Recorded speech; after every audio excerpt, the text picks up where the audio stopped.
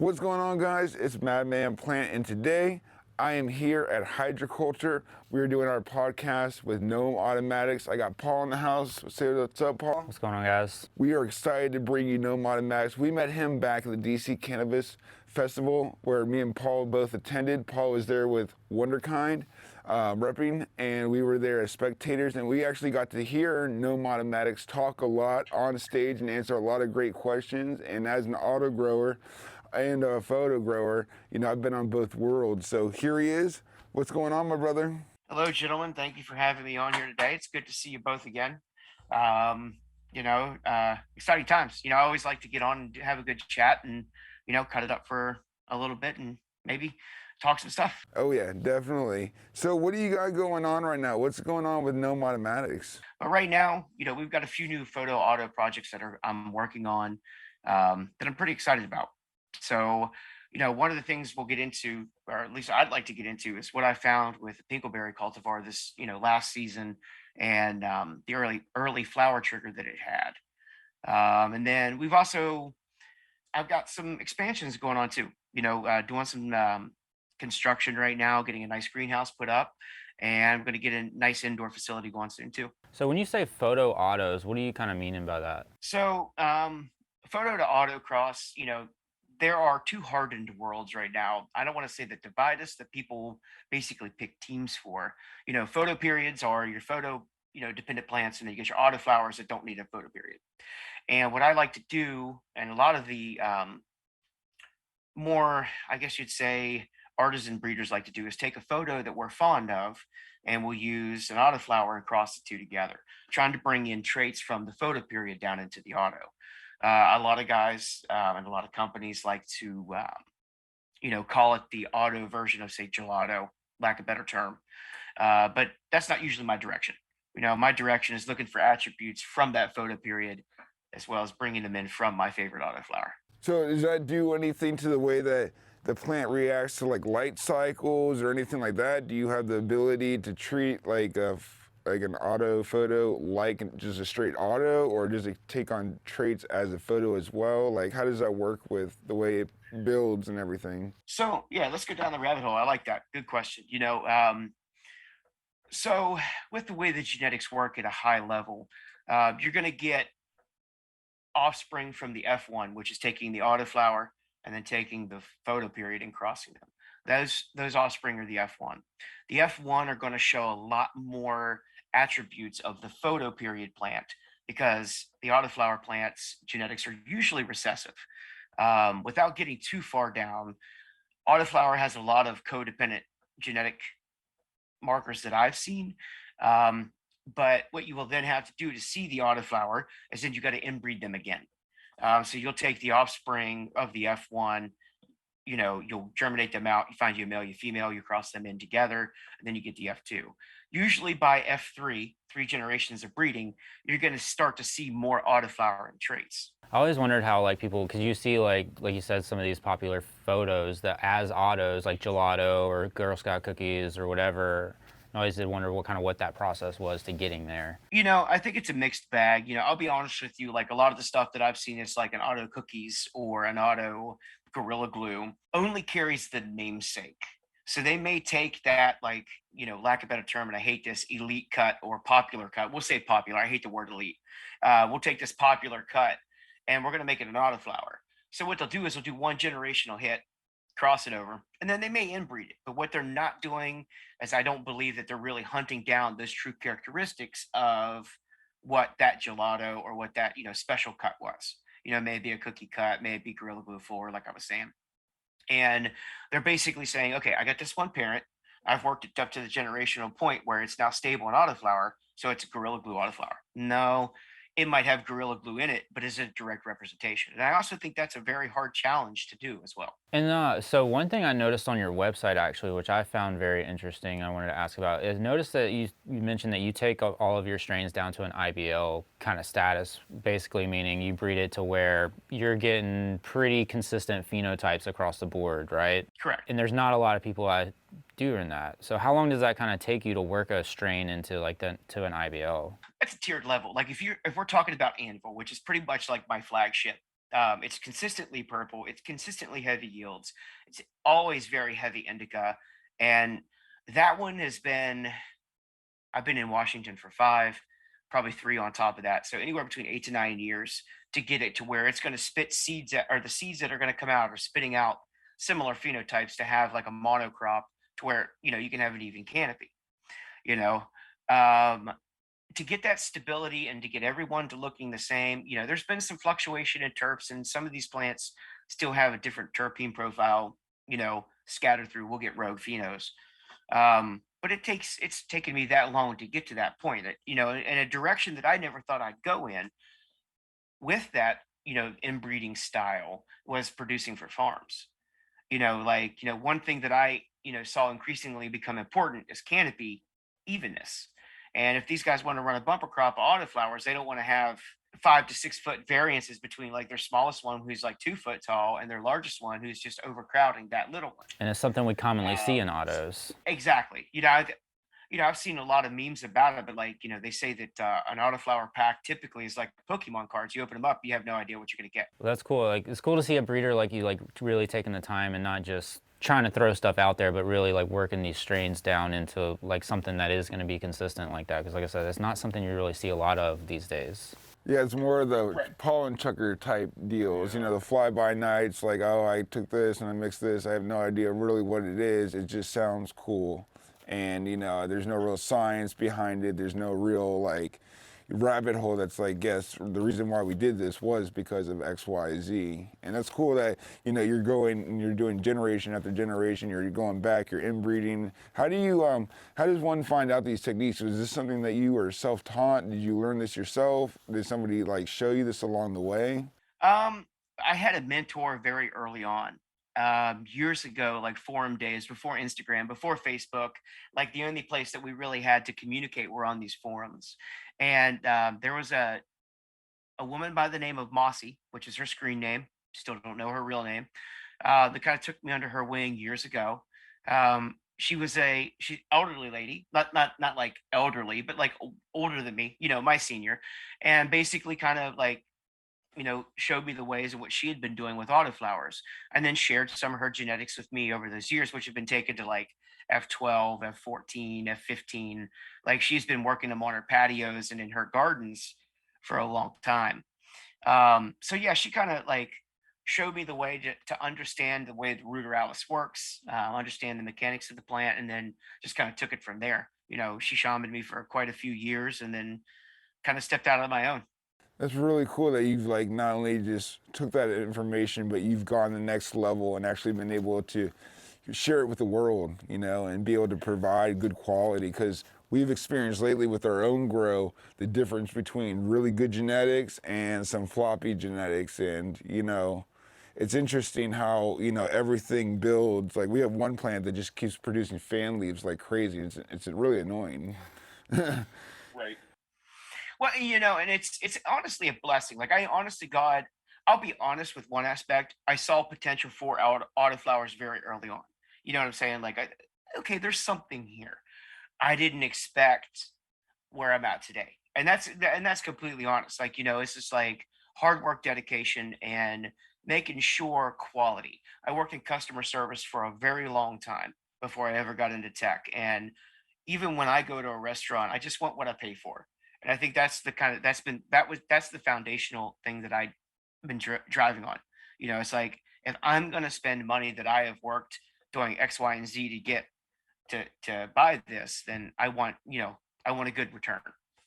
And then earlier you kind of mentioned about like some facilities running these genetics and stuff. Are you seeing more and more commercial facilities start to run autoflower genetics over photoperiods? Is that because it's obviously becoming a bigger thing in general in the market? And I wouldn't say they're seeing them over or using them over photo periods. They're using them more as companion planting.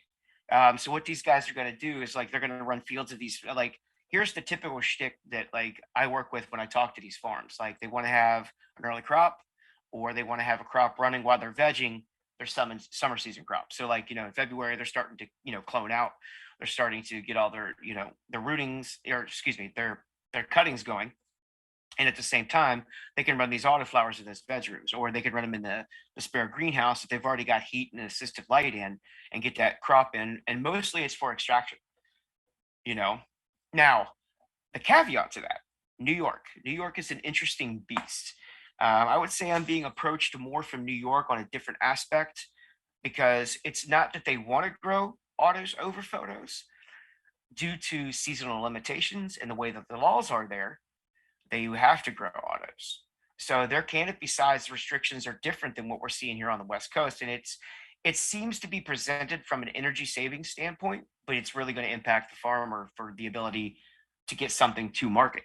You know what I mean? So I'm seeing both sides of what you asked there. I want to talk to you guys about being the defender of your garden. I love defending my garden and make sure it's safe from pests and bugs and mold and all the things that would make me very upset. One of the things I love about defending my garden is using Petra tools to defend it. I use their foggers, their sprayers, their IPMs, and you can too. One of the benefits about Petra is their customer service and their knowledge. Plus, they've been around forever. So, look no further and take yourself a trip to petratools.com. Use my code MadManPlant. Save yourself $15 on your purchase and start defending your garden like a pro. You want to save money? You want to get in the game? Petra Tools is where it's at. Let's get back to the episode.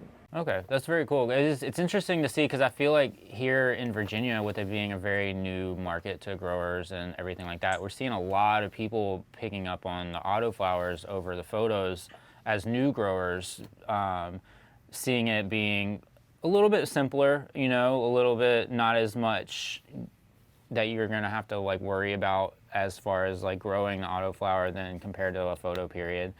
Do you agree or disagree with that? Do you think that our auto is a little bit simpler to grow than photos, or? I think it comes back to just having the simple ability to care for a plant. One, two, for the home grower ease, yeah. You know, it's one less thing that the home grower has to focus on trying to learn something new. Because when you're a new grower, there's so much, especially nowadays. Like when I was a new grower, you don't get on Amazon and find a light, and like, you know what I'm saying? Or you can't just, message your buddy on Instagram says, how do I get started with this ball game? So I think a lot of new growers get overwhelmed at first. So if there's one aspect that you can remove from all of those questions, you can throw it in here, and if you forget a timer, you're going to be okay. Or if you want to run a timer, you can run a timer. It doesn't. Majority of them still don't need a lot of food. If you get a good organic soil, a decent pot, and a light, you're going to be successful at it. But I also think a lot of times as new growers, I don't think it's going to be autoflower or photoperiod. It's going to be dependent on whether they mess it up. If you're new at something and you want to get better, you're going to mess it up. It doesn't matter the specific side of the cannabis plant, you know? And then like also wanted to touch on the mechanics of autoflowers and like the triggers and stuff like that. We've heard tons of theories on like what triggers an autoflower, if it's just genetics, if it's the taproot hitting the bottom, if it's, stress, this and that. As somebody who has grown tons of autoflowers, do you see like different types of stress that will trigger flowering, or different like environmental factors or anything like that that do trigger early flowering? Yes. So what will trigger early flowering is root restriction, number one. Now, do I think that the autoflower mechanism to trigger it over is the roots? I used to believe that, not anymore. And I'll get into that. Forgetting to water them, underwatering them will definitely trigger flower early. Heavily barked soils, anything that's got like a lot of like mulchy style. I mean, mulch is a good thing on the surface layer, but like if it's got a lot of bark and a lot of wood chips in the actual soil, like that, autos usually don't thrive in that kind of environment. They like to be able to push their roots and do their thing. If you think about it, I mean, ruderalis comes from Siberia, rocky, cold, not a lot of, it's time to reproduce, grow, reproduce, grow, reproduce. So, I mean, I think those are the biggest factors, like root restrictions, um, overwater, underwater, anything that you could do to basically stress it into the point. It's like panic time, time to reproduce. Like I think they're probably one of the most interesting plants that I've worked with because of their way to say, oh my God, I may not make it through my life cycle. So I need to get to a point where I can reproduce at least one offspring. You know what I mean? It's super unique in that aspect. And then the oh so controversial topic, topping autos. I think that honestly, if we're talking about my genetics, it's safe on 90% of my cultivars. The ones, there's two that I would recommend that you don't do it on. That's Gem and Bobby's Widow. Bobby's Widow is way too fast to try to top. I mean, I could pull them down religiously between 55 and 58 days from germination. Like, it doesn't matter the pot size, doesn't matter, you know, the conditions. It's usually like 60s pushing it with those. So, like, topping them, it's not smart. Let it go naturally. Something like Anvil or Coal Miner's Daughter, The Forge, um, even the newer stuff like Pluto's Bride, Ace of Spades. Yeah, you can top them. The general rule of thumb on that, when I tell people for that question though, is check the breeder. Take a look, do a little bit of research before you buy the product. Everybody looks at Amazon reviews. So, do the same thing for your cannabis seeds. If you feel the need to get scissors out and cut a plant, which is fine. Like, I have nothing wrong against topping. I'm more of a naturalist, but it's cool. If you feel the need, you want to tinker, if you're a tinkerer, do your research on the genetics. That way you don't, piss yourself off down the road, blame the breeder, but it's because you got something that literally finishes in 70 days and you wonder, like, well, it didn't get huge. Well, there's a trade-off for that. Oh yeah, absolutely. Especially like you said, like that 55-day from germination, like that, you can't do that with a photo. That's for sure. I mean, even if you clone them, I mean, you're thinking about it, anywhere between 7 to 14 days to get roots, and then to get roots, you got to get a substantial plant. And and I've never really looked at it the way you put it either. Too, it's like, yeah, it really doesn't show off until flower. And that's honestly, that's the reward. It's all this like hope, like, you really hit that. Like, you sit back, you see something in the garden, and you're like, whoa, okay, like, it smells great, it looks great, and it's only gotten to that point because of flower. And then you have to go back, especially with autos, and you got to look for that all over again. And you got to hope that it shows back up, and like, to see it from that aspect is pretty cool. Because you're not necessarily able to just do the same type of pheno hunting as like a photo breeder would do to like really select certain traits. So how do And you that's kind what, of go about that? you have to, oh, it's a numbers game. I've told people multiple times it's a numbers game. And I look for visual cues, not only just in flower, but like previous to flower in the vegetative state. You know what I mean? Like, there are things that I've seen that I have noticed in a way that Anvil expresses that I know it's going to be female before it's female, especially if I'm growing reg seeds. There is a very unique leaf morphology that has been 100% of the time female every time. And I know it's going to be a girl. Um, do all my cultivars do that? No. But I think it's because, again, that was the one we were talking about earlier. How there's the tie-in of her being flagship. Like, I've seen so many of her over so many years, hundreds and hundreds of 200 to 300 at a time, between sometimes like 3 to 4 generations. As I was working her to F8, I mean, she's at F8 now, and so she's F8 in two ways. She's been 8 generationally selected, feminized, so 2 F7s together. And then she's been taken regular too, which was, male, female, to continue on the bloodline. So it's been 8 generations. But yeah, I mean, it's a numbers game. I've got to go through, look for those cues, look for the triggers, look for the things that I have been familiarized with over the previous generations. Okay. And then back, and also kind of tying back to earlier, you were talking about something special that you found last season. You were kind of wanting to talk about. I want to hear about this. I did. So, I'll preface it with this. Years ago, forum days, um, there was a cultivar called Pinkleberry, been floating around the forums for a long time. Fast forward, I move out here to Washington, and finally, through the network of people I've met, know the people that created and have worked Pinkleberry post certain state, and always wanted it. I always found it interesting that it flowered early. I was talking to the guys that I acquired the seeds from. I got F5 seeds from them. And, I was like, so you've grown this in the field plenty of times. Like, when can I expect trigger? I know she finishes early. And he's like, look, post equinox. Like, so we are at what? Today is the 20th. Well, tomorrow is equinox, 21st, right? Correct me if I'm wrong. That's the longest day of summer here, which is 15.59 hours in my location where I'm at. And by September, that plant was done. And I was like, okay, so there's something going on here that causes an early trigger. So is it light hours or does it have ruderalis in it? And I think it's got both. I think it actually, pinkleberry is holding a co-dominant pinkleberry trait. Typically, when you select a photoperiod and cross it with an autoflower, your F1 should not autoflower in small numbers. Like small numbers, it should not happen. Open them up more, beyond 100, maybe 200, you might find an outlier here and there. Everything that I germinated and had tested of the F1 coal miner's daughter, which was the auto, pinkleberry photo, under 18.6, all flowered F1s. And I was like, son of a bitch. Because I mean, it was a hunch that it was holding some kind of like day neutral trait, but seeing it actually happen was pretty amazing. And it was in the F1 controllable. I was able to veg my 6 out that I selected, the last 6 that I selected from, longer by putting them on 24 hours of daylight, 4 hours of dark.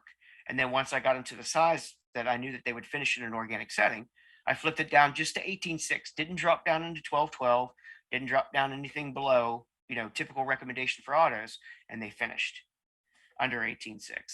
So I've got the F2 done now, and I've actually got some testers that are actually in my indoor room right now, and I got one who's about 14 days old and he's showing mail already, which is a very good indication of the autoflower trait. Very cool. So do you plan on releasing these anytime soon, or are you going to be working them a little bit more? Oh, we're going to work them. Like I want, I've done a lot of collaborations recently.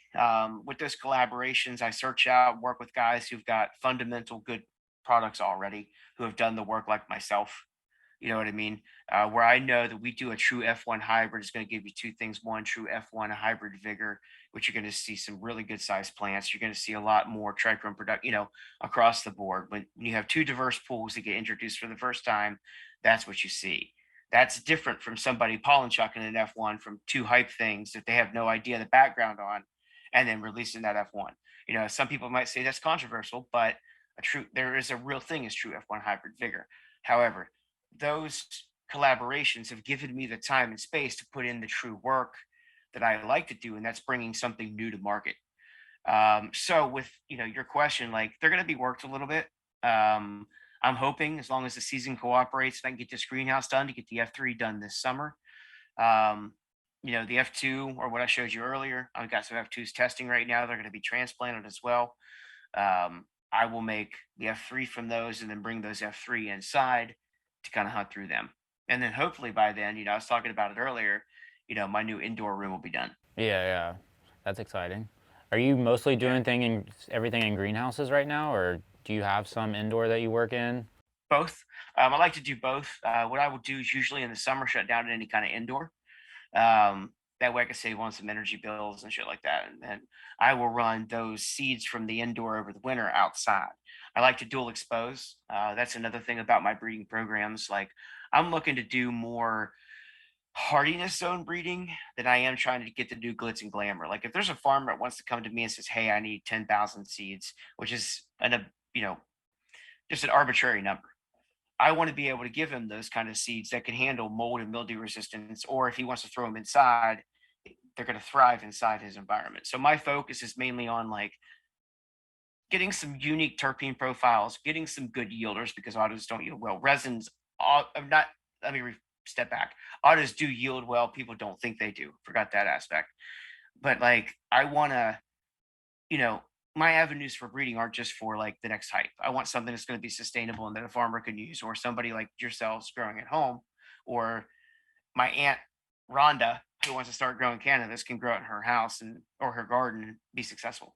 Okay. I was just gonna say that's a big thing too, especially like say like our outdoor growers here in Virginia. Like late season bud rot and mold is a really, really big problem here with our high heat and humidity. So like finding genetics that can kind of withstand that is not always an easy task. And we kind of recap what we said earlier is, making a genetic that's easy to grow, that's not finicky, that's not gonna mold or do all these things, because in Virginia too, not only are you dealing with some of the conditions like he was saying, but you're dealing with people who have never grown before. And you don't, giving them a really good quality genetic right off the back is only gonna encourage them to be more successful in their garden, to take more time and more pride.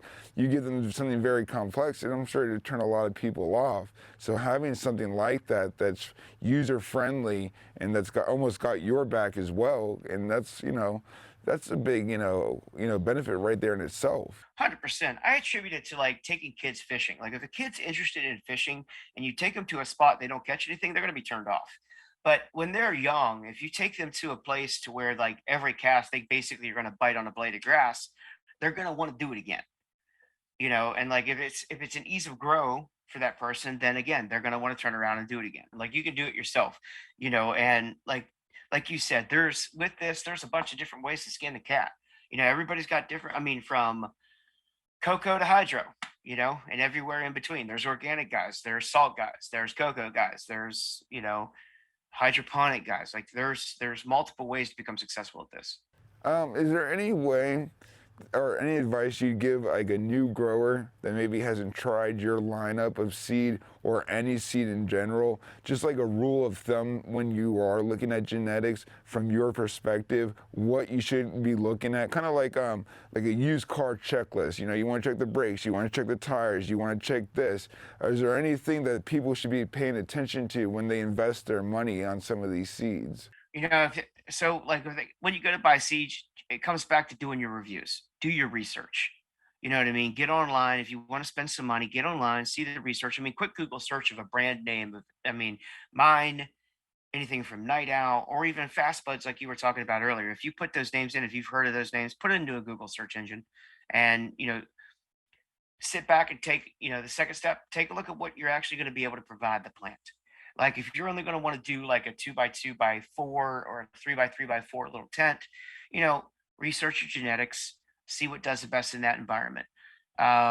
Stay off of Facebook. Don't ask Facebook groups, for advice. That's the worst thing you could possibly do. I mean, I've got one out there, and I know that's kind of like saying, don't follow my, Facebook group, but like a lot of the generalistic, like growers and stuff like that was like, there's a lot of still mixed advice out there. So, go to good resources online to look for information. Jeff Lowenfels, friend of mine, he wrote a book. I think, and I apologize if this has been too long, but COVID. It's like 2 or 3 years ago. He released an autoflower book that'll teach you anything you need to know about genetics that are going to make you successful on your first grow. Read through that book. It's going to give you, different types of soils. It's going to teach you how to, different lighting schedules. It's going to talk about several different genetic companies. At least give you a baseline of what to start doing your research on. So pick up a book. I know it sounds archaic, but it's a tale as old as time.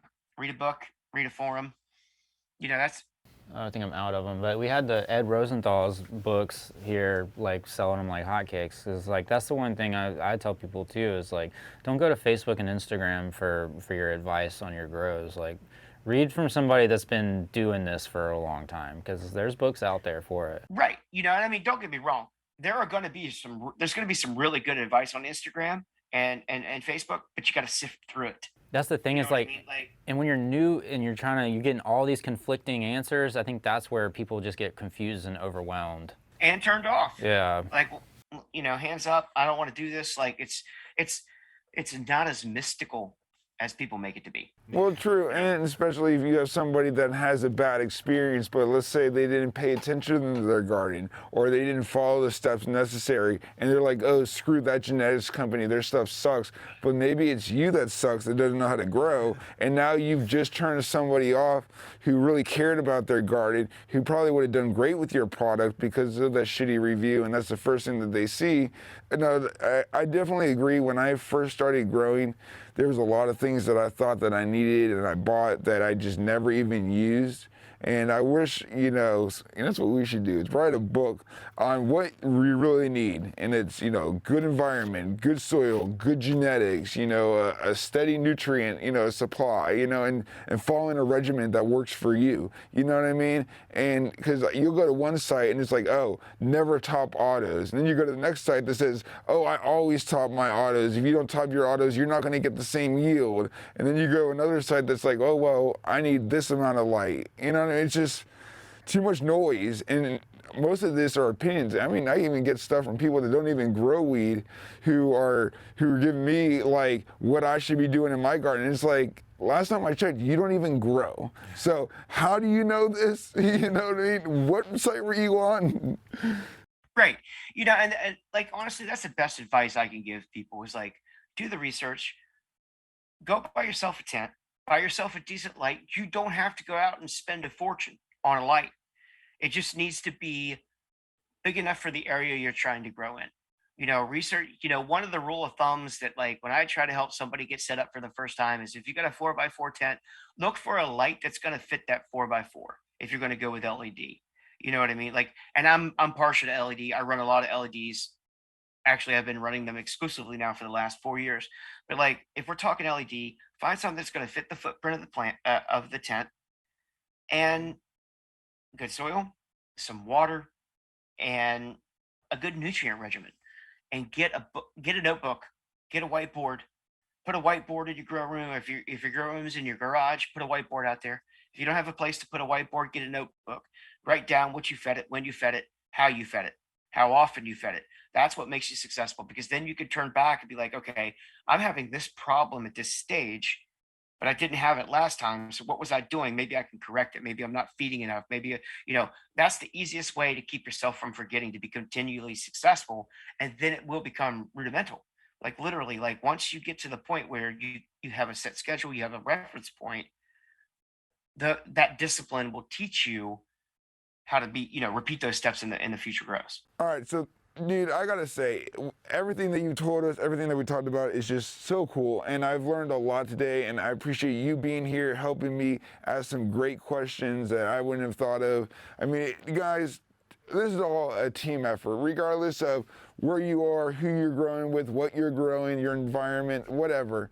When you're dealing with a community, which this is, it's amazing when you dive deep and you learn and you take the time to really invest in who you're surrounding yourself with and what they got going on, because there are some really valuable key players here. We got Paul from Hydroculture, which is one of the best Fredericksburg stores for growing in the areas, and they support, Spotsylvania all the way up to Northern Virginia. I mean, a huge, huge wide area. And then we got Gnome Automatics, which is a huge reputable brand here on the show. I mean, it's all about community. So Gnome Automatics, thank you so much for being on. Paul, thank you so much for joining me. And before we close up, just where can they get your gear if they're interested? Yeah, so the easiest way is if you go to gnomeautomatics.com, we got a vendor section. If you go to the vendor section, it's going to list out everybody we got. I mean, off the top of my head, DCC Exchange, Hamburg Genetics Collection, Multiverse Beans, Diverse Seedy.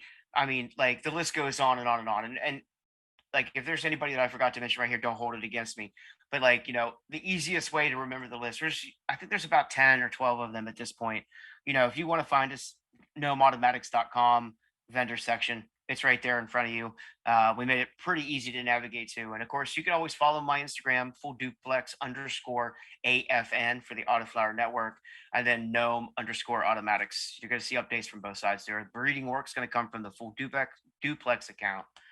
Everything else, marketing material and media, and where we're going to be next is going to be on the Gnome_Automatics account. Well, you heard it from the man himself. And if you need any MadManPlant products, you can visit MadManPlant.com and pick yourself up one of these teas. And if you need any growing supplies and you're local here to Fredericksburg, you better be coming to Hydroculture for all your supply needs. So with that, we are out. Appreciate your time. Thank you so much. No, Madman Paul, thank you guys so much. I appreciate your time today. And yeah, let's do this again sometime.